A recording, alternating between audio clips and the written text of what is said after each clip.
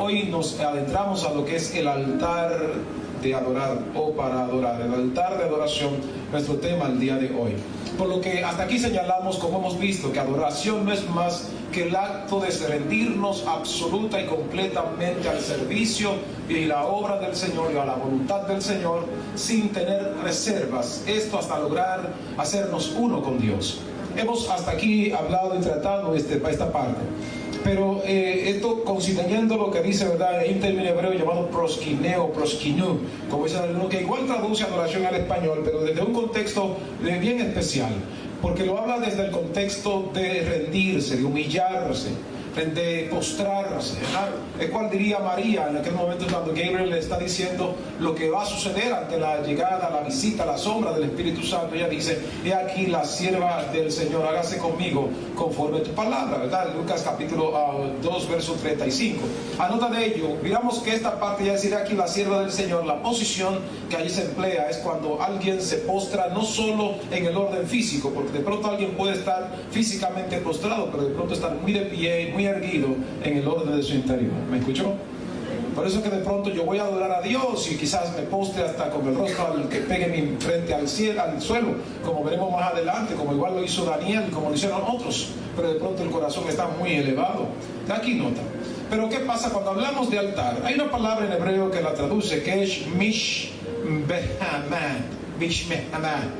Ya, tranquilo, no vamos a dar clase de hebreo. Que significa lugar de sacrificio. Donde la palabra meg significa matar para el sacrificio. Se está dando cuenta de que si estoy hablando de un altar o el altar para adorar, el altar de adoración es un lugar donde se va a matar. Tómese un tiempo, respire profundo, como que digiéralo, tranquilo, con calma, porque vamos a desatar esto hoy completito. Pero esto es puntual. Ahora, cuando hablamos de altar, tenemos que hacer una nota en el ejercicio histórico para concebir. Cuando nosotros vamos y observamos en Génesis capítulo 8, es donde por primera vez se hace alusión al término altar. Esto es con relación cuando se decrecen las aguas, que Noé inmediatamente sale del arca junto con todos los que estaban allí, los animales y esas 7 personas, además de él, que pudieron sobrevivir al diluvio universal. Dice que edificó un altar y ofreció de los animales limpios en sacrificios al Señor. Noten, allí es donde se menciona. Usted bueno, para los pastores, en el libro de Génesis capítulo 4, cuando Caín ofreció los sacrificios al Señor, ¿dónde lo hizo? Bueno, la Biblia no registra que haya sido un altar. Él dijo, trajo una ofrenda al Señor. Abel trajo de su rebaño el más preciado y ofreció sacrificio, y Dios vio con agrado a Abel y luego a la ofrenda de Abel. O sea, porque Dios primeramente ve al adorador antes que la ofrenda que pueda traer. Amén. Así que lo que Dios mira primero es adentro. Entonces por eso Caín fue rechazado, porque adentro no había buena motivación. Entonces Noé ofrece este sacrificio, lo cual es una señal de la gran salvación que el Señor mostró para él y su familia. Otro caso es el caso de Abraham, ¿no? Que dice que él levantó varios altares al Señor. Dice que levantó un altar a Jehová en Siquem. ¿Escuchó qué dije? Siquem. La palabra Siquem al español significa lugar de resbalón, lugar de caída, o lugar donde se puede caer. Eso significa Siquem al español. Tómalo en cuenta para cuando lo vea en cualquier parte de la Biblia, note que está siempre en correlación a una realidad humana. Estamos hablando que en el lugar de las caídas es bueno levantar altares al Señor. Alguien dijo amén.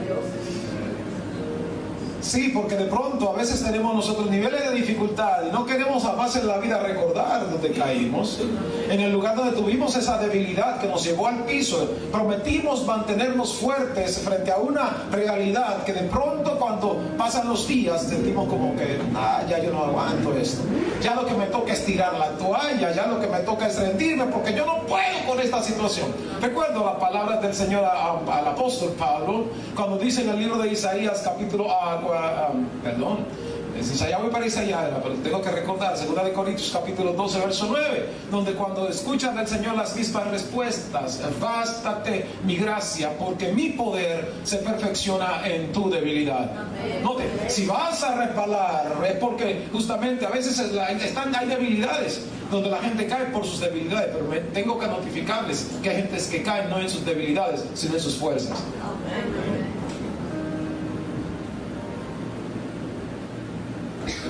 Me encantó que algunos me asintieron, me dijeron amén. Porque mucha gente cae generalmente más en sus fortalezas que en sus debilidades.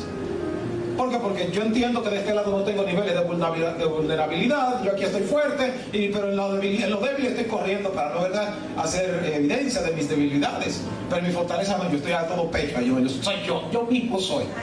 Pero olvidamos lo que dice a Proverbios capítulo 3, 5 y 6. Fíjate de Jehová de todo tu corazón y no te apoyes en tu propia prudencia, reconócelo en todos tus caminos y Él enderezará tus veredas. Ojo al texto, está diciendo que cuando nosotros reconocemos a Dios en todos, no significa en nuestras debilidades, sino igual también en nuestras fortalezas. Le pregunto yo y usted me contesta, ¿en qué cree usted que el gallo Pedro? ¿En sus debilidades o en su fortaleza?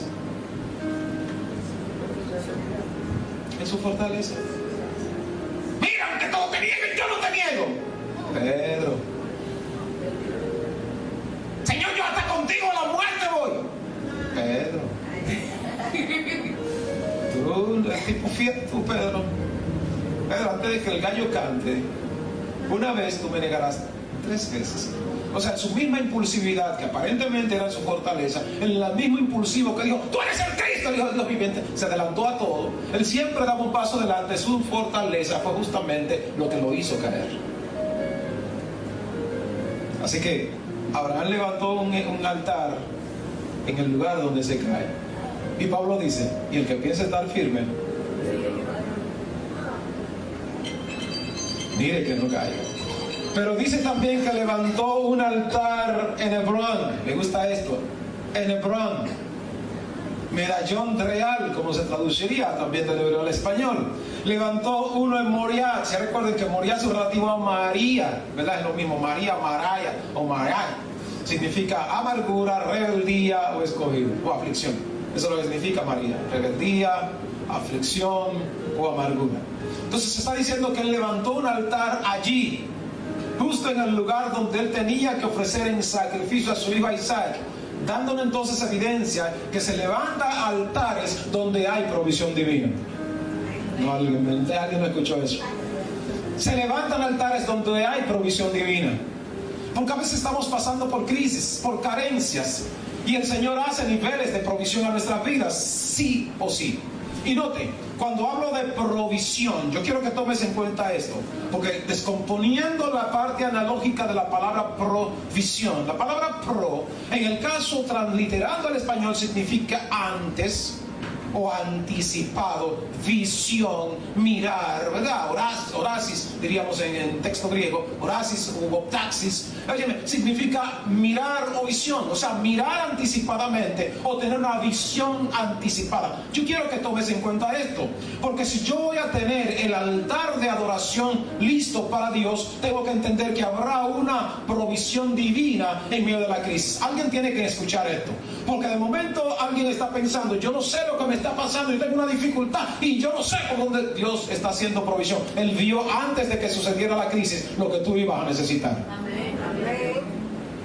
Pero a veces estamos pensando solo en lo material, pero cuando están las crisis emocionales, ¿acaso no vio el Señor que tú ibas a pasar por eso?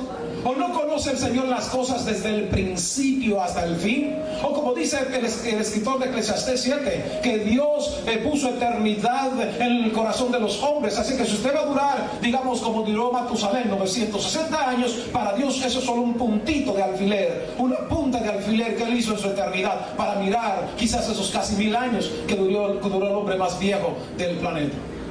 ¿Entendió? ¿Qué estoy queriendo apuntarles entonces? Que si Dios miró lo que va a suceder de aquí a las 4 o 5 de la tarde, me permite notificarles que Él hizo la provisión para eso.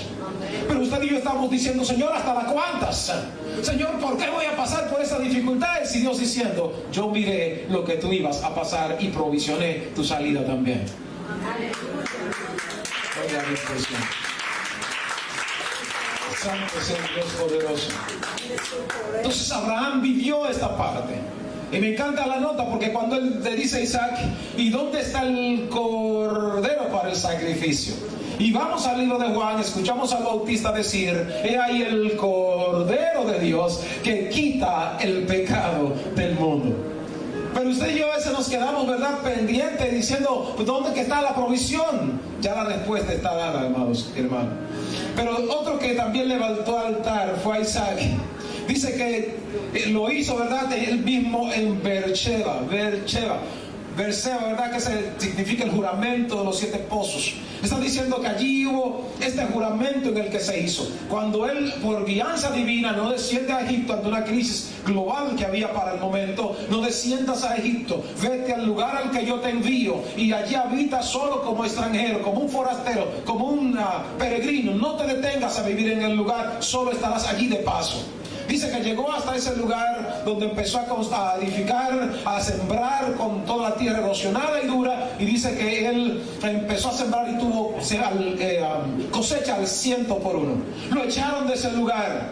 Y dice que llamó a aquel lugar de la rencilla, le fue a otro lugar, hizo lo propio, sembró, lo volvieron a echar y llamó lugar de la contienda, y finalmente llega a un lugar donde ya no lo botan del lugar y lo llama Rehoboth, lugar espacioso.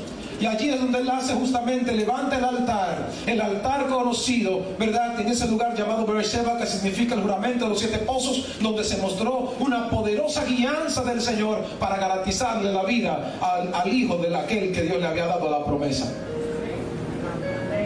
Importante, ¿no? Esto es puntual y considerable. Otro que lo hizo fue también Jacob. Y levantó y erigió un altar. ¿Dónde? En Siquem. ¿Dónde lo edificó? ¿Y qué significa Siquem? Lugar de caída, lugar resbaloso. Donde Abraham había levantado altar, su nieto Jacob hizo lo mismo. Pero que también edificó en Betel. Y Betel significa casa del Eterno. O sea, no solo levantaron un altar donde se cae, donde están las debilidades, sino también levantarlo en la casa de Dios. Entonces, Jacob hizo esto, y vemos que Dios le da una respuesta allí en Génesis 35, 1 en adelante, y le dice: mira, yo fui el que te hablé en aquel lugar de Betel, donde tú tuviste aquel sueño. Ahora te encomiendo a que vuelvas una vez más a la casa de tu padre y no tengas temor, que tu hermano va a servirte. Dice que él se levantó sin premura, preparó su gente y se fue, mostrando entonces lo que es la evidencia de la poderosa cobertura de Dios para su vida en todo el trayecto. Pero Moisés también lo hizo, levantó también un altar en aquella poderosa victoria que Israel tuvo contra Amalek. Ojo, Amalek, ese que ataca las debilidades o por las debilidades, ese que ataca por la espalda, ese que ataca en verdad como un traicionero. Lo que pasa en todas las esferas de la vida, pasa en la familia, pasa en el ministerio, pasa en la sociedad, pasa en todos los extractos sociales, y desafortunadamente también pasa en la iglesia. Se levantan personas para traicionar. Y dice el texto sagrado, Éxodo 17, que Amalek vino y atacó todos los que estaban cansados del pueblo de Israel cuando salían de Egipto. Cuando todos los que estaban debilitados, porque los hombres de guerra siempre iban delante. Detrás venían las mujeres, los niños, los envejecientes. Y los que iban delante era para decir: nosotros abrimos paso para que los débiles puedan llegar y accesar. Sin embargo, Amalek no entró de frente por donde están las gentes armadas. Entró por la espalda, donde están los niños, donde están las mujeres, donde están los ancianos indefensos. Y justamente eso atacan por la espalda. Como alguien dijo por ahí, el problema no es quien meta el cuchillo por la espalda, el problema es tú voltearte y ver quién tenía en la mano el cuchillo. ¿Te estás dando cuenta de algo? A veces tenemos el gran problema, donde a veces nosotros hablamos de rendirnos por entero en confianza a alguien, nos entregamos por completo, pero desafortunadamente tenemos muchos que clavan el cuchillo por la espalda. A veces invitas a alguien para que aborde contigo el barco y lo hunden porque tú no lo dejas ser el capitán. Tenemos estas realidades. Entonces la verdad es que son de las cosas que se dan. No es algo nuevo. De hecho, la palabra de Dios establece y dice que lo que ahora es antes ya fue, y lo que después será ahora está sucediendo. ¿Lo entiendes? No nos sintamos especiales cuando alguien nos traicione. No nos sintamos especiales. El maestro lo traicionaron. Fue el mejor pastor que podía haber. Es el mejor maestro de todos los tiempos, el mejor líder que puede existir. Pero tenía un Pedro traidor, un Judas que lo entregaría en traición. Así es que si alguien hace esto por nosotros, no importa, tranquilo, no nos sintamos especiales. Venimos a ser parte de un estirpe de gente que lo están empujando a cumplir el propósito.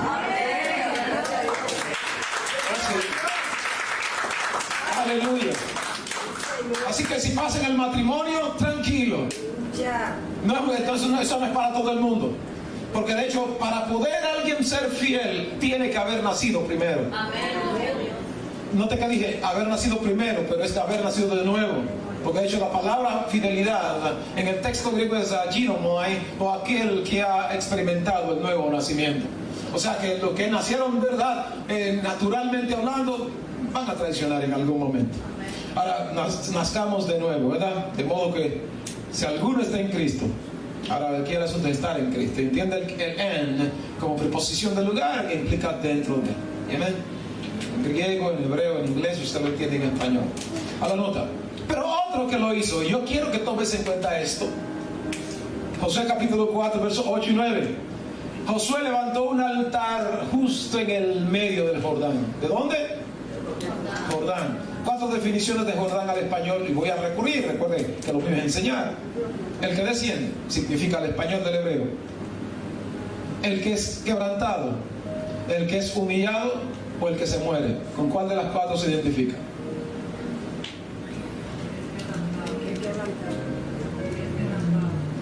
Alguno con el que es quebrantado, con el que se muere, es el ministro José Luis. El que es humillado, el que desciende. O sea, todos tenemos que experimentarlo. Tenemos que descender en algún momento. Porque a veces estamos bien encumbrados en una megalomanía de yo creer que soy la última Coca-Cola del desierto y fría. La mamacita de Superman. A veces estamos creyendo que somos, ¿verdad?, lo intocable, cual es Leonet. ¿Se acuerdan aquello de los 80s? Estamos pensando que somos eso. Sin embargo, el bautista dijo, es conveniente. Cuando le dijeron, mira, aquel que tú bautizaste bautiza más personas que tú, él dijo, es preciso que yo mengüe y que él crezca. Porque a veces, ¿verdad?, creemos que esto se trata de nosotros, pero no se trata de nosotros. Pero a veces el humillarse. Esta es la parte como más crítica y más difícil, porque de pronto estamos siendo alentados por algunos compañeros que constantemente nos están diciendo, no, que tiene que humillar es aquel, no tú. Tú no eres tan mala gente. No, el que tiene que humillar soy yo. Soy yo, no es el otro. Tú no has hecho nada malo. Bueno, porque se tiene que humillar soy yo, Isaac. Y es todo, ya lo que hay que hacer. Pero estamos, ¿verdad?, ahí encumbrados de que es mi posición. Ante todo este detalle, es pertinente el que nosotros comprendamos que lo hicieron ellos, Josué lo hizo en medio del Jordán, y aquello lo hicieron al cruzar el pueblo, lo hizo después de cruzar el Jordán. Medio de la humillación y después de haber pasado por ella. ¿Se entendió? Ahora, también hay altares, como dice en el caso, el altar del incienso. ¿Escuchó? Altar del incienso. El incienso, como dice Apocalipsis 5, 8 y 8, verso 5, concomitantemente, dice que el incienso son las oraciones de los justos. ¿Escuchó? Hay que levantarle altar a la oración. Hay que levantarle altar a la oración. Voy a repetirlo otra vez. Hay que levantarle altar a la oración. Hasta que usted no me haga el feedback, voy a estar allí. Hay que levantarle altar a la oración. Amén. No, todavía me faltaron 5. Hay que levantarle altar a la oración. Amén. Oye, porque a veces tenemos tiempo para todo. Y las redes sociales son una evidencia de que tuvimos tiempo para orar, pero no lo dedicamos. Dice el pastor John Piper que cuando nos presentemos ante Dios, las redes sociales serán el testimonio de Dios para decirnos a nosotros, tuviste tiempo para orar, pero no lo hiciste. Te dedicaste mucho tiempo a las redes sociales, a mirar, a chatear por WhatsApp, a chatear por Google, a chatear o hablar, a mirar, a revisar las redes sociales. Tuviste tiempo para orar, pero no lo dedicaste. Y como nosotros sabemos, ¿verdad?, que nuestro cerebro genera la dopamina, que es una hormona del placer, de aquello que te cautiva. Cuando hay algo que te gusta, tú le das continuidad y te genera niveles de adicción. Qué bueno que si vamos a generar adicciones, seamos adictos a estar en la presencia del Señor, a levantar un altar de oración donde quiera que vayamos. Y como dice Pablo en Efesios capítulo 5, orando en todo tiempo. Amén. Aleluya. Aleluya. Sí, Señor. Es importante esto. Pero también hay que estar conscientes que existen altares donde no se glorifican a Dios. Amén. Hay altares donde no se glorifican a Dios. Hay altares satanistas. Hay altares de cualquier otra religión que usted se pueda imaginar, donde se le dedica y se le consagra a sus divinidades, a sus dioses, todo tipo de sacrificio. De hecho, muchas veces más que lo que los cristianos lo hacemos para nuestro gran Padre y Señor. Amén. Ahora, yo quiero poner en perspectiva y someter ante ustedes lo que es nuestro tema, una vez más en el enunciado: el altar de adoración. Cuando yo voy a observar la Biblia y la recurro, ¿verdad? Y chequeo que casi 500 veces aparece en la Biblia la palabra altar, hay una parte específicamente en las Escrituras en la que a mí cautiva mi corazón. Y esta es en Primero de Reyes, capítulo 18. El texto sagrado establece y dice en el verso 30, voy a tomar varios textos allí y luego voy a hacer línea transversal a todo esto. El texto dice: y Elías le dijo a todo el pueblo, acérquense a mí. Y reparó Elías el altar de Jehová, el cual estaba en ruinas o estaba destruido. Ojo, esa parte, en la sola parte, a mí en lo personal me llama mucho a la reflexión. Porque está diciendo primero la invitación de Elías: acérquense. ¿Por qué acercarse? ¿Por qué la invitación de acercarse? Eso lo hablo en breve. Pero dice el texto: y que Elías reparó o construyó el altar de Jehová. Dice el Valera que estaba en ruina. La versión que tengo está diciendo que estaba destruido. Una cosa o la otra tiene mucho que ver con lo que quiero apuntar acá. Hay altares que se han derribado, hay altares que se han echado a perder, hay altares que están destruidos, hay altares donde solamente existen vagos recuerdos de lo que alguna vez fue la vida de servicio, de adoración a nuestro gran Señor y Dios. Pero, ¿cuáles son las causas entonces por las que esto se generó? Cuando chequeas y observas y mira el contexto histórico, el pueblo se había apartado tras los dioses de Baal, que su rey Acab le había erigido, le había nombrado sacerdotes y profetas. Seguían el consejo de profetas falsos que estaban dados allí. Seguían el consejo de Jezabel, a quien Acab había tomado por esposa, Otiria, como se le conoce, ¿verdad? Una princesa cananea, cuyos dioses era una bruja, si se quiere, y este hombre de Israel se casó con una bruja, una mujer pagana por demás, y levantó altares a sus dioses en Israel. Y este pueblo, en lugar de acercarse a Dios, se fue distanciando del Señor. Ahora, ¿por qué estaba en ruina el altar? Porque el altar había sido descuidado, el tiempo había pasado, el pueblo se había alejado tanto tiempo de su Dios que el altar se había echado a perder, se había desmoronado por entero y por completo. ¿Alguien puede escuchar donde estoy diciendo, donde estoy ubicado ahora? Tenemos que revisar nuestros corazones. ¿Cuál es nuestra cercanía a Dios? Esto me recuerda una anécdota donde un niño le dice a su papá mientras van caminando: papi, ¿de qué tamaño es Dios? Y el padre dice: hijo, ¿tú ves aquel avión que está allá? Así es Dios. Ay, papi, pero qué chiquito es Dios. El papá toma el vehículo y va hasta el aeropuerto y lleva al niño al aeropuerto y le dice: mira, mijo, el avión ahora. Papi, pero qué grande es Dios. ¿Observas? Depende desde donde estés, sabrás cuán grande o pequeño es el Dios y Padre a quien adoras. Pregúntale al que te queda al lado: ¿qué cerca, qué distancia estás tú de Dios?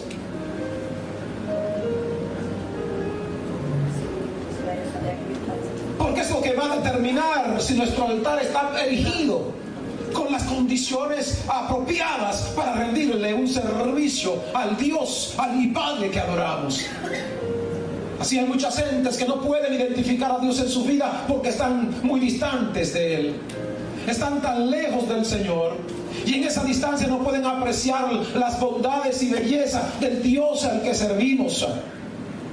Pero note entonces, el pueblo dice acá: se acercó y él restauró el altar de Jehová que estaba en ruinas. Verso 31 sigue diciendo: tomó 12 piedras, subraye, 12 piedras, una por cada tribu, nombre que Dios le puso a Jacob y sus antepasados de Israel. 32. Con estas 12 piedras construyó el altar. Hizo una zanja alrededor del altar en la que cabían unos 12 litros de agua. Subraye eso aparte allí. Acomodó la leña, póngale raya. Cortó el toro en pedazos y lo puso sobre la leña. Entonces Elías le dijo a la gente: llenen 4 jarrones de agua, mojen por completo el toro, la leña. Y ellos así lo hicieron. Después les dijo: háganlo otra vez. Y cobraron nuevamente agua sobre el animal y la leña. Elías le pidió que lo hiciesen la tercera vez, y así también lo hicieron, de tal manera que el agua corría alrededor del altar y llenó la zanja. Cuando entonces llegó el momento de quemar el toro, el sacrificio, dice Valera, Elías dijo al pueblo,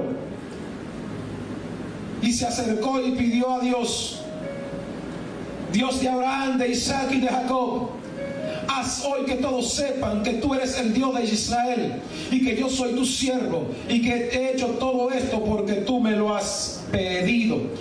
Contéstame, mi Dios, contéstame, para que este pueblo sepa que tú eres Dios y que deseas que ellos se acerquen a ti. En ese momento mandó Dios fuego, quemó el toro, la leña, hasta las piedras y el polvo. También el agua que estaba en la zanja se evaporó. Cuando todo el pueblo vio esto, se inclinó hasta tocar el suelo con su frente y dijo: el Dios de Israel es el Dios verdadero, Él es el Dios verdadero. Amén. Ok, ahora vamos línea de todo esto.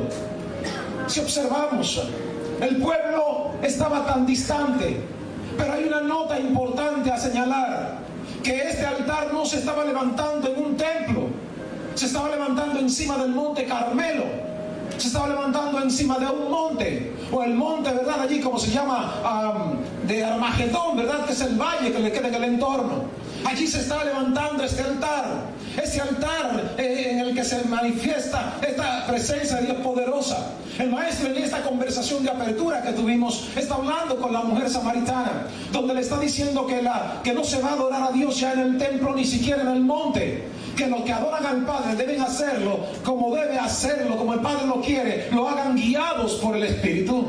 Ok, ahora están en el monte, están ahora encima de la gran montaña de Carmelo, y allí Elías está representando a Dios y le está diciendo al pueblo: ahora acérquense a mí. Los profetas de Baal no pudieron hacer que sus dioses demandaran fuego, y empezaron a clamar desde las 9 de la mañana hasta las 3 de la tarde. Clamaban a sus dioses para que le contestasen con fuego, y sus dioses no contestaron nada. Ellos se cortaban hasta hacer sorgar la sangre y sus dioses no contestaban, y Elías se burlaba: grite más fuerte, como es Dios, tiene que estar muy ocupado con tantas cosas. Grite más fuerte, de pronto se ha dormido. Y no había respuesta. 850 profetas y contra Elías, y 850 contra uno. Divídalo a cuánto tocan. Uno dividido entre 850, ¿a cuánto tocarían? Ni a picadita de ojo. Sin embargo, aquí yo quiero someter ante ustedes esto. No siempre la mayoría tiene la razón, porque había un pueblo congregado allí que estaba dubitativo. Elías le dice: si Jehová es Dios, decidan a quién servir. Si es Jehová, pues a Jehová. Y si es Baal, hasta yo me inscribo con Baal. Pero el que conteste con fuego, consciente él de que sabía que Baal no iba a responder, porque es un ídolo de mentira. Pero había un pueblo completo y 850 profetas de Baal, y Elías solo contra todas estas gentes. Hay un detalle: cuando estamos de parte de Dios, somos mayoría. No importa, como diría Atilas, ¿verdad? Aquel rey de los Hunos: si todo el mundo es contra mí, pues yo solo estoy contra el mundo. ¿Alguien me escuchó? Si Dios está conmigo, dijo Pablo, ¿quién contra mí? Entonces él dice al pueblo: acérquense, Cuando no hubo respuesta, llegó la hora de ofrecer el sacrificio, 3 de la tarde. Hora en el que Abraham presentó el sacrificio a su hijo en petición divina. Hora en que Esdras se levanta para el sacrificio de la tarde. 3 de la tarde en la que muere nuestro Señor y Maestro en el Calvario por nuestros pecados. 3 de la tarde, hora en que Juan y Pedro subían al tiempo de oración. La realidad es que hay algo para producirse en ese momento. Y él dice: acérquense a mí. Y dice: todo el pueblo se acercó y construyó el altar de Jehová que estaba derrumbado. Hay un detalle. Aquí se está hablando de una gran invitación. En el capítulo 4, verso 8 del libro de Santiago, dice el texto sagrado: acérquense a Dios y Él se acercará a ustedes. Pecadores, limpien las manos, y ustedes inconstantes, purifiquen sus corazones. Ojo al texto, está diciendo que hay una invitación primero que hay a la que hay que responder. Para tener el altar de adoración apropiado, hay que aceptar la invitación del Eterno, de acercarnos a Él, porque estamos muy lejos nosotros, metidos en nuestros afanes, metidos en nuestras luchas personales, en esas cosas que están robándonos el pensamiento, queriendo tener todo lo que quisiéramos como seres humanos, lo cual no es malo. Ahora, qué bueno es tener el equilibrio, como dice Mateo 23, hacer una cosa sin dejar de hacer la otra. Que vayamos y trabajemos, pero que cuando toca el tiempo de Dios no se lo entreguemos a otra cosa por ahí. Ay, hombre, dígame más fuerte. Sí, porque vamos 40 horas a la semana al trabajo, más las horas de camino. Pero cuando llega el tiempo de rendirle el tiempo del Señor, ¿qué hacemos? Ay, es que mi único día que yo tengo para descansar, de verdad. El día no son 24 horas y solo trabajas 8. ¿Qué hace con el resto de las 16 horas que quedan? Entonces, cuando llega el tiempo de entregarle al Señor el que le corresponde, entonces estamos muy cansados. Y es que yo no dormí bien. Le decía a mi esposa esta mañana: tengo la semana entera orándole al Señor. Bien que estoy hablando de una serie, pero tengo que trabajar por la inspiración del Espíritu, porque he guiado por el Espíritu. Ok, como teólogo yo puedo decir: bueno, pues chévere, yo tengo cómo resolver, pero aquí no es un problema de la teología, es un problema de que hay una necesidad en sus corazones que necesita ser suplida, y yo no tengo la capacidad de hacerlo. Tengo que ir en oración al Padre para que Él diga cuál es la necesidad que necesita ser suplida. Y esta madrugada faltaban para las 3 de la mañana, cuando el Señor despierta y pone en mi corazón el altar de adoración. Dios, Señor, gracias. Y lo que me fue orando, porque no me iba a levantar a escribir y a hacer todo y a preparar el consejo, pero me quedé orando por cada uno de ustedes y por a todos aquellos que llegaban por mi país, por Cuba, Venezuela, Haití, los que están en línea del huracán.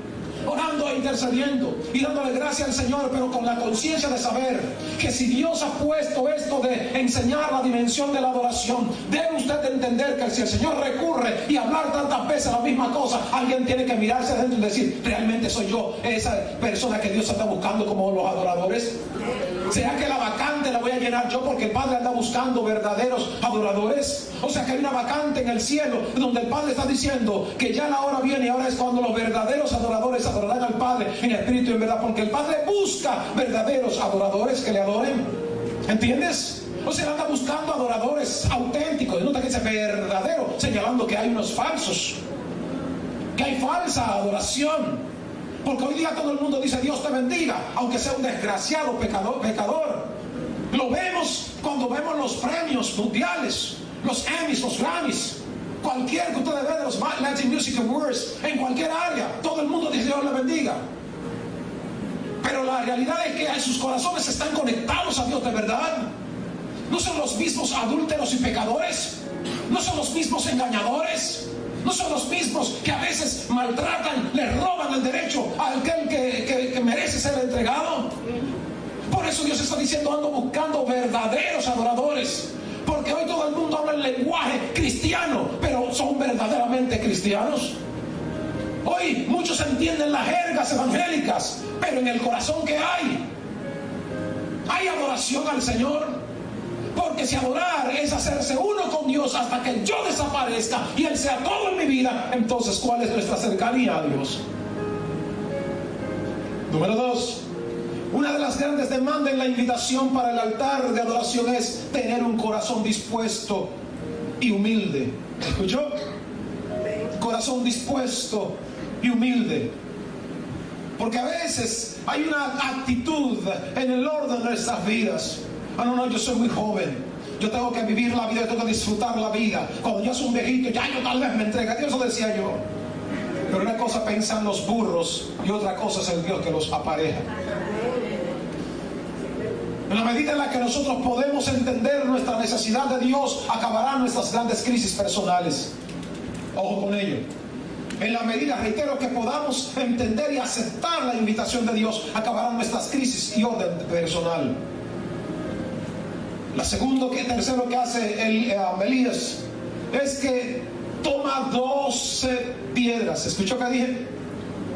12 piedras, 12 tribus, 12 discípulos, 12 columnas, dice Apocalipsis, que habrá en la santa ciudad en Nueva Jerusalén, con los 12 nombres de los apóstoles del Cordero. 12 representa, ¿verdad?, lo que es el gobierno. Representa esta parte en el orden particular. Llamó a sus 12 discípulos también, esos 12. Así que te habla de esas piedras. Primera de Pedro 2:4 dice: ustedes son piedras vivas que Dios está usando para construir un templo espiritual. ¿Alguien me escuchó? Para poder levantar el altar hacen falta piedras vivas. Usted es esa piedra.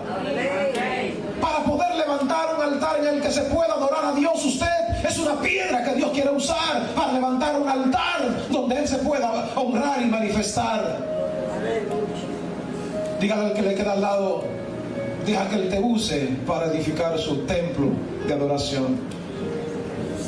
No, así tan romántico no gríteselo, por favor, que lo escuche. Tú eres una piedra que Dios... Así, por favor. Eres una piedra. Eres una piedra. Me encantó así ese tono. Sí, Dios quiere usarte para poder construir ese altar de adoración. Pero no temas, dice que hizo una zanja. Alrededor de este altar dice que Elías hizo una zanja. Una zanja. Esto habla de lo que es el sentido de propiedad o sentido de pertenencia. Cuando vamos a Job 1:10, Satanás le dice al Señor: ¿acaso Job te sirve de balde? Tú no lo tienes cercado, rodeado con toda su casa, su familia y todo lo que él tiene. Y le pregunto yo a usted, y contésteme por favor, aquí es orden lógico: ¿quién puede ponerle, levantarle palizada o cerrar un solar a menos que sea dueño? Dios está diciendo: cuando levantemos el altar, mi protección estará alrededor tuyo. ¿Alguien me está escuchando? Quiero notificarles esto: Satanás no puede entrar sin pasearse como perro por su casa, porque él sabe que usted tiene un dueño. Él sabe que tu familia tiene un dueño. Gloria a Dios por ser. Él sabe que este ministerio tiene un dueño, que tus proyectos están guardados por el dueño. Entonces Satanás no puede entrar sin pasearse como perro por su casa. El paso siguiente dice que tomó 12 litros de agua y lo arrojó sobre la piedra, sobre el toro aquel que estaba allí, y dijo: háganlo una vez, otra vez y otra vez. Pero cuando leo en el libro de Habacuc, capítulo 2 y verso 14, dice: la tierra será llena del conocimiento de Dios, así como las aguas cubren la mar. Por favor, ¿usted me entendió? O lo aplatano o lo pongo, ¿verdad?, le bajo nivel de dificultad para que lo dijera. Estoy queriendo significar que a la hora de levantar el altar de adoración hay que hacerlo con el conocimiento correcto de la palabra de Dios. Porque cualquiera quiere adorar, pero métete a la Biblia. Vamos a meterlo en el texto sagrado para hacerlo de la forma correcta.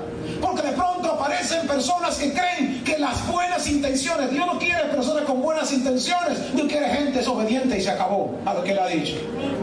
Sí, porque a veces tenemos buenas intenciones y de eso está pavimentado el camino al infierno. Ahora Dios lo que quiere gente es que digan: Señor, como tú digas, como tú mandes, como tú lo ordenes, cuando tú lo quieras, cuando tú lo pidas, con quien tú quieras, así es que lo voy a hacer y se acabó.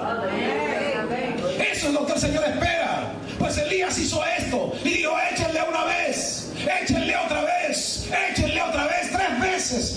cuando lo hiciese, dice que se llenó todo, fue mojado por el agua. Es que no habrá ningún sacrificio que podamos hacer, ningún altar que podamos levantar para Dios que sea validable a menos que esté saturado de la palabra revelada del Eterno. ¿Entendió? Así que puedes soñarte todo lo que tú quieras, suéñate, pero palabra de Dios por encima de tus sueños. Grite amén, hombre. Amén. Amén, así. Es la palabra de Dios, hermano, el ente regulador. Ya tiene que ser calibrador, ¿verdad? Para poder ajustar las piezas en sus diámetros perfectos. Y si vamos a edificar el altar, mucho más aún. Pero luego dijo que pongan leñas ahí. Que pongan leña.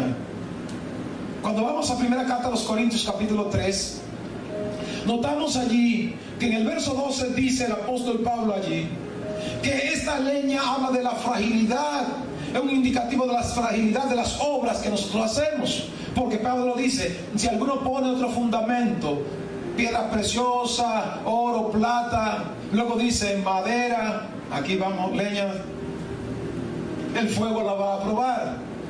O sea que todo lo que nosotros hagamos, un fuego lo va a probar. El fuego lo va... ¿Alguien escucha lo que estoy diciendo?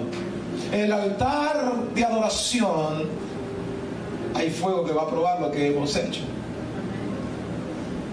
Así que esas obras frágiles que hacemos, que creemos muy fuertes, van a ser probadas. Y saben que cuando llega la prueba, Pedro dice, no se sorprendan por el fuego de prueba que les ha sobrevenido como que cosa extraña le ha acontecido. Vuestra fe, que es mucho más preciosa que el oro, el cual por el fuego es probado.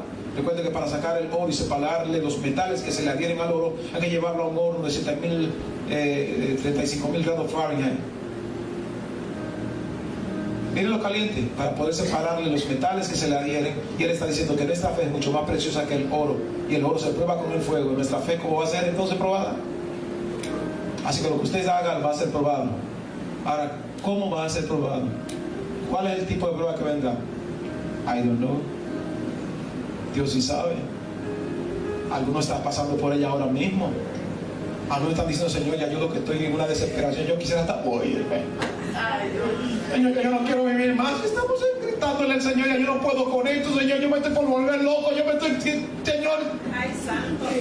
Aleluya. Y yo no tomo una decisión hacia la loca porque tengo un niño, tengo un hermano, tengo una madre, Señor. Estamos así. Estamos a veces en una crisis emocional, en una crisis familiar, en una crisis económica, donde estamos como, ¿verdad?, forro de catre de guardia, gastado y roto. Los dominicanos entienden de lo que hablo. Estamos así. Estamos tocando fondo en las crisis emocionales que estamos atravesando. Y ese fuego de prueba nos está azotando, nos está dando duro. Y a veces pensamos que nuestro problema es a nosotros, señores, pero yo no salgo de una, y así muchos han dicho. No salgo bien de una cuando caigo en otra. A veces creo que voy a tener escapatoria cuando de pronto me pegan en la cara y me dan duro. Yo creo que de repente alguien va a venir y me va a dar la mano y encuentro que otro lo que agarra me pone el pie y quiere hasta que me ahogue. Y hay gente que llegaron en el día de hoy porque en la semana vivieron dificultades como esta. Y el Señor lo trajo para decirle, aleluya, es un fuego de prueba que te está aconteciendo. Porque quiero sacar de ti, aleluya, la adoración, el adorador, construir el altar. Y te encuentras así. Y a veces quieres tener un hermano, un amigo, un esposo, una pareja, y justamente son los mismos que te tratan como balón a punta de pie. Y Dios diciendo, oye, esto está aconteciendo porque yo lo estoy permitiendo, porque te he llamado de 1000 maneras y no has oído mi voz. Esto no está en mi guión. No has oído mi voz. Y yo he tenido que usar instrumentos extraños en lo que tú depositaste tu confianza, para yo entonces hacerte saber, dice Jehová, que los pensamientos que tengo de ti son pensamientos de bien y no de mal. Que la gloria va a ser mía y no de nadie más. Cuando estés donde no encuentres salida ni solución, entonces escucharás una palabra que dice, clama a mí, yo te responderé, dice Jehová de los ejércitos, y te enseñaré cosas grandes y ocultas que tú no conoces.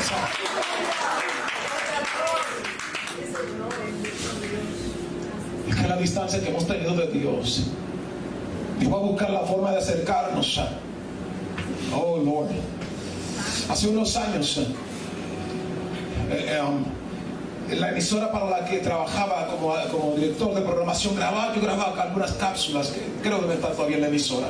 Una de ellas reza de esta manera: había un padre, un ebanista bien fino, que decidió construirle a su hijo un barquito velero, y le construye un modelito, verdades preciosísimos, y cuando lo tiene listo se lo entrega al bebé de apenas solo 5 años.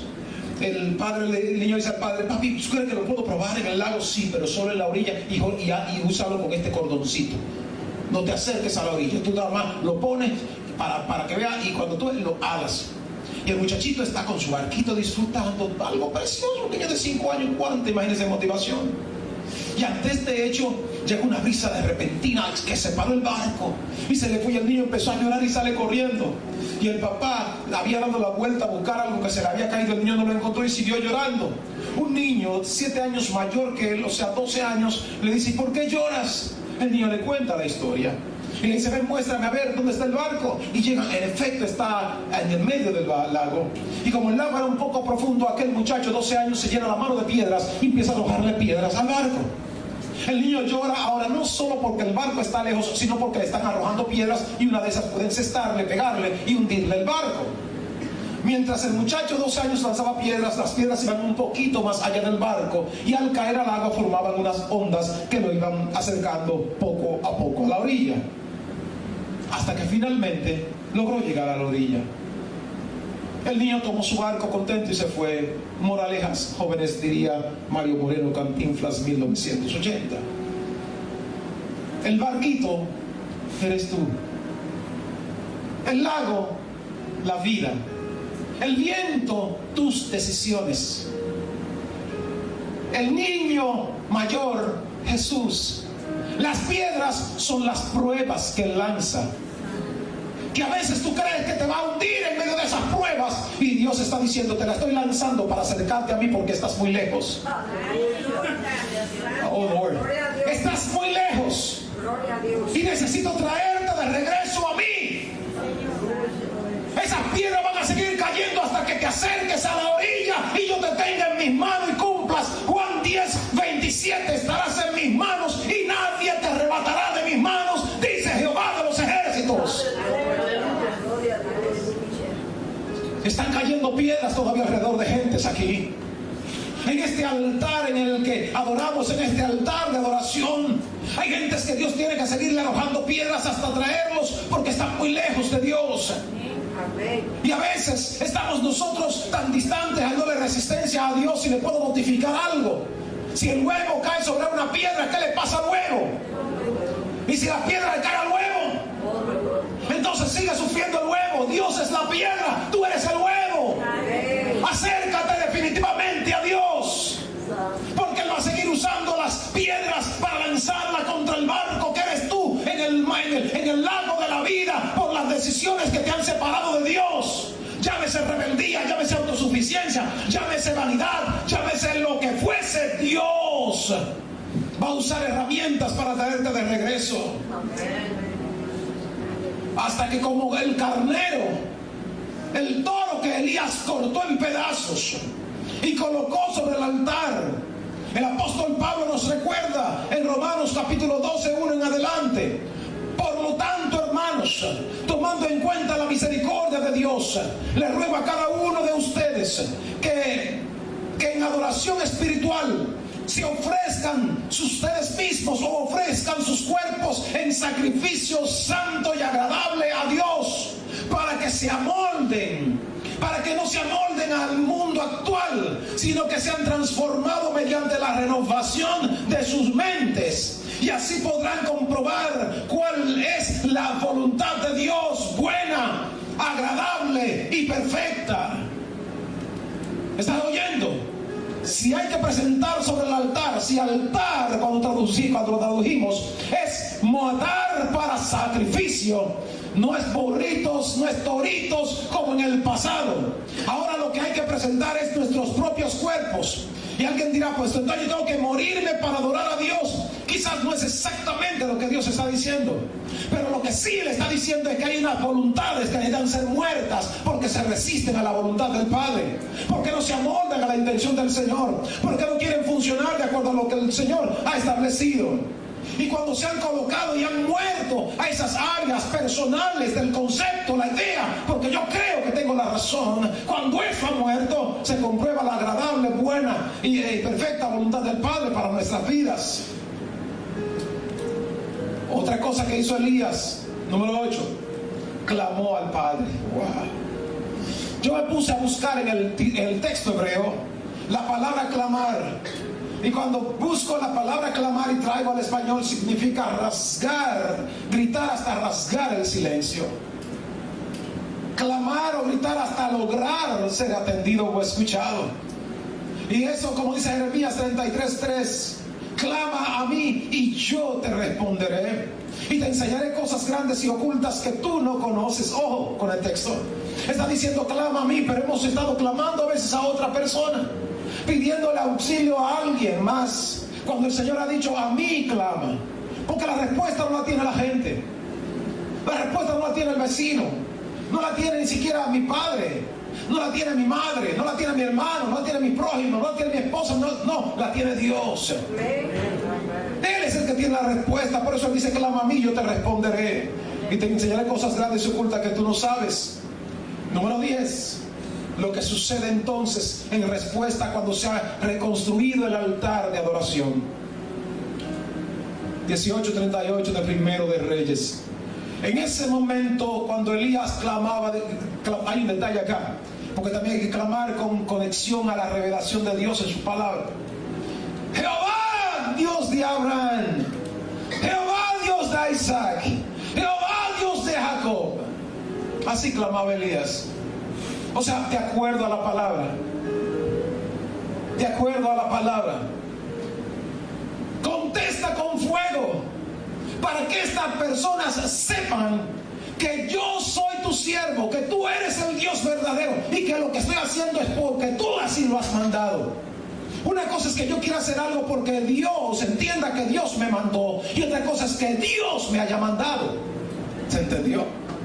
Porque cuando Dios realmente manda, hay evidencias de que Él te mandó. Tú no tienes que forzarte por hacer. Dios lo va a hacer. Dios lo va a establecer. Dios va a despejar las dudas de que realmente Él te mandó a hacer lo que tú estás haciendo. Las evidencias te seguirán.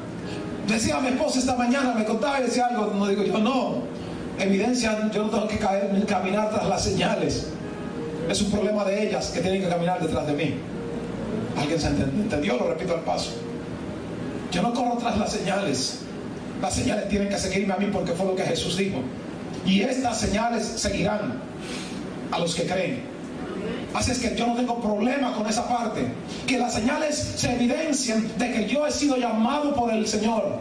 De que el testimonio con el que cualquiera pueda pelear y no tenga evidencias. Usted nota Juan capítulo 11, que cuando Jesús resucita a Lázaro, que planearon la muerte de Jesús, dijeron, matemos a Lázaro y matemos a Jesús para borrar toda evidencia. ¿Te das cuenta? Es que ya el problema no solo es con tus palabras, es con las evidencias que hay de tu llamamiento. De que tú estás haciendo aquello por lo que Dios te llamó. De que tú estás cumpliendo aquello que Dios te encomendó hacer. Y cuando Dios te dio la asignación, aparecerán 1001 personas queriendo entrar en dudas. Pero las dudas caen y se evaporan cuando las evidencias se hacen visibles. Dios lo va a hacer. Óigale más. Y el fuego cayó. El fuego cayó. Dice acá, quemó las leñas, quemó el toro, quemó las piedras y evaporó el agua que estaba en la zanja. Cuando hemos restaurado el altar de adoración, tiene que haber fuego allí que evidencie que somos adoradores auténticos para nuestro Dios. Aleluya. Aleluya. Ahora pregunto yo, ¿cómo está tu altar? ¿Cómo está ese altar de adoración? ¿Cómo está? ¿En ruinas? ¿Está bien erigido? ¿Está bien de pie? ¿Está bien construido tu altar? ¿O se está cayendo tu altar? ¿Se ha caído, derribado el altar? Aquí el problema no estamos señalando. Aquí no estamos para señalar, porque esto es primero aquí adentro y luego hacia allá afuera. ¿Me entiendes? Estoy diciendo cómo está nuestro altar. Porque la realidad es que todos tenemos que revisarnos adentro. Porque el Dios está buscando verdaderos adoradores. Y me permito decirle, Él espera que seamos usted y yo, que seamos todos nosotros, que seamos eso auténtico que Él anda buscando, que seamos justamente lo que Él necesita para esta hora y para este tiempo, hermano. ¿Cómo está ese altar? Revíselo adentro. Pero ¿a qué distancia nos encontramos de Dios? ¿A qué distancia estamos de Él? ¿Dónde estamos? Puede el Señor decir, estás tan cerca mío, y quiero apuntarles algo. Te dice su palabra en Salmos, que Él hace a sus ministros como llamas de fuego. Cuando traigo la palabra querubín al español, significa seres ardientes. Y cuando hacemos el ejercicio teológico de lo que se conoce como angelología, son aquellos que por estar tan cerca del trono de Dios están encendidos en llamas. ¿Alguien me escuchó que dije ahora? Dios está diciendo, si yo hago mis ministros hornos de fuego, llamas de fuego, yo estoy esperando que estén tan cerca del altar que cada uno de ellos caminen como hay un post por allí de un creyente que sale del culto y se le ve la llama por donde quiera. Eso es lo que Dios quiere. Eso que están todo el tiempo pegados del altar de Dios, que el altar no está necesariamente en este local congregacional, lo tienen en su corazón, que Dios esté tan cerca de ellos que donde quiera que se muevan, el fuego de su vida rompa las cadenas de los que están al lado. El diablo tenga que decir, ¡hey! Ahí viene uno prendido, ¡corran, corran, corran, corran, corran! Ese es un adorador que hay que salir, abrirle paso. ¡Aleluya! Santo sea Dios. Cuando estamos bien cerca del altar de Dios, hermanos queridos, les notifico, las pruebas podrán soplar, aleluya, las dificultades podrán golpear nuestras vidas, las situaciones podrán llegar, pero lo que nunca podrán arrancarnos es una alabanza para nuestro Dios. Quizás no lo entiendas, quizás se derramen lágrimas en el proceso, pero en medio de las lágrimas dirás, Señor, aunque yo no entiendo, te alabo, aunque yo no entiendo, te glorifico, aunque yo no entiendo lo que está pasando, yo voy a darte gracias. Porque el altar que en mi corazón está, como dice un coro viejito que dice, en el altar de Dios el fuego está encendido y nadie lo puede apagar, porque el fuego del Señor en mi corazón está. Nadie lo puede apagar. Y como dijo el maestro, hablando del gozo, la paz desde hoy, no como el mundo la da, yo os la doy. Y como diría Pablo a los filipenses, regocíjense en el Señor siempre, Filipenses 4. Ya, y la palabra regocijado está hablando es revolver desde adentro. Algo que tienes por dentro, que no importa lo que pase por fuera, jamás lo que pase por fuera podrá quitarte lo que llevas por dentro. Así que las pruebas podrán golpear, pero el gozo está dentro. Y este es lo que pasa cuando hemos edificado el altar. Ahora, la pregunta final que le hago a ustedes: ¿somos nosotros verdaderamente una ofrenda de adoración agradable al Padre? Porque nuestros corazones es donde debe estar el altar, pero ¿somos nosotros verdaderas ofrendas agradables al Padre? Así que necesitamos hoy altares de adoración donde el fuego del Padre pueda arder y que nunca se apague. Amén. Voy a repetir esta última. Hoy necesitamos altares de adoración donde haya fuego del Padre y que nunca se apague. Eso es lo que el Señor está esperando. Así que las crisis que estás viviendo son permitidas por Dios. Las dificultades por las que atraviesas son permitidas por Dios.